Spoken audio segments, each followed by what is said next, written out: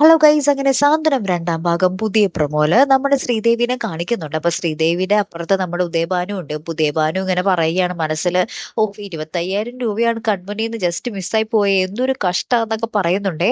ഇപ്പുറത്തെ ദേവമംഗലത്താണെങ്കിൽ നമ്മുടെ ബാലൻ മക്കളെ അനുശ്രീനെ ആട്ടോ മെയിൻ ആയിട്ട്, അനുശ്രീനെ ആര്യനെ ആകാശനെ എല്ലാവരും ഉദ്ദേശിച്ച് തന്നെ പറയുന്നുണ്ട്. നമ്മൾ വിചാരിക്കുന്ന പോലെയൊന്നും അല്ലല്ലോ മക്കള് വലുതാവുമ്പോ ആകുന്നേ എന്നൊക്കെ പറഞ്ഞിങ്ങനെ കുത്തുന്നുണ്ട്.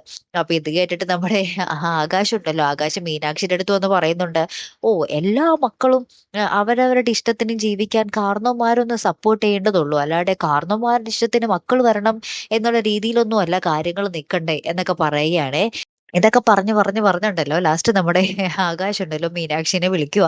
മീനാക്ഷി വേഗം വാ, കുറേ ഇരുട്ടായി, നമുക്ക് കിടക്കണ്ടേ, നല്ല തണുപ്പുണ്ട്, വാ കെട്ടിപ്പിടിച്ച് കിടക്കാം എന്നൊക്കെ പറഞ്ഞ് നമ്മുടെ മീനാക്ഷിനെ കട്ടിലോട്ട് വലിച്ചിട്ട് കെട്ടിപ്പിടിച്ച് കിടക്കുന്ന നിമിഷങ്ങളാട്ടോ കൂട്ടുകാരെ ഏറ്റവും ഒടുവിൽ നമുക്ക് കാണുവാൻ സാധിച്ചതേ.